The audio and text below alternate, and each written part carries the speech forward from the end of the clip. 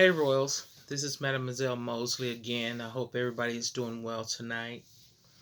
I want to talk about something that is very dear to me that I've heard for years and years and years. It's a term that's used called keeping it real. Now, I always felt like I kept it real. 110, not 100, 110, because I'm going to make sure I explain it thoroughly so you get the full understanding of what I'm trying to say, if you're willing. But keeping it real, you don't have to be mean to keep it real. You can be kind and still keep it real. But I think sometimes people use the keeping it real as a reason to hurt someone, to make them feel bad. You know how sometimes I would keep it real and they come and tell you something that may be true. It may be true.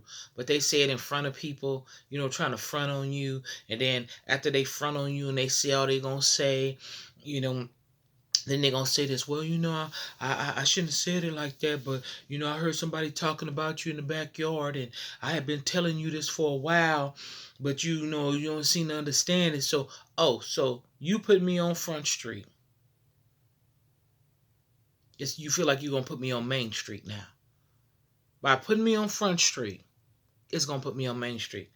Y'all really got this game twisted. You don't have Keeping it real does not mean that you have to hurt people in the midst of being real.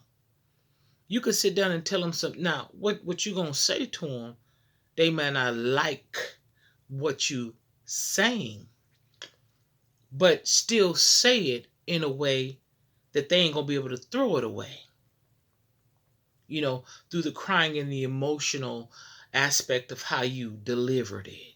You know how you get a box from UPS and instead of them delivering it on the door, and giving it to you, they just like if they throw it over the fence and break it. Yeah, you got the package, but it's destroyed. Yeah, you gave me the message, but in the means of giving me the message, you destroyed me. You didn't help me no better, even though the word you was trying to give me probably was constructive, but through the constructive word, you was destructive.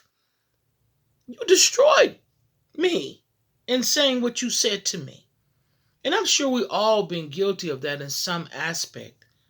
But as you mature, you're supposed to be able to say things in a beautiful, pure form that'd be meaningful to the person without making them feel meaningless.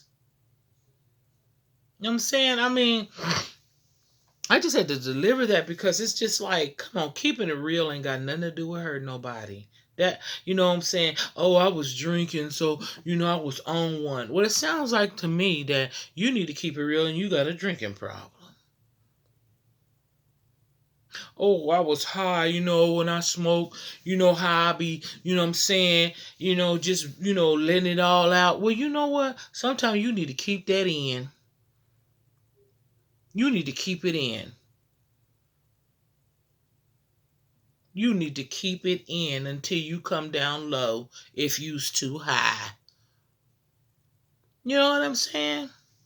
So I hope that helped you guys because I really had to get that message out because I've seen some good messages be delivered in a messy way. And it's not helping. It's not helping. Not that you got to be like, oh, take this. No, I ain't saying you got to do all that. But you know how you want it delivered.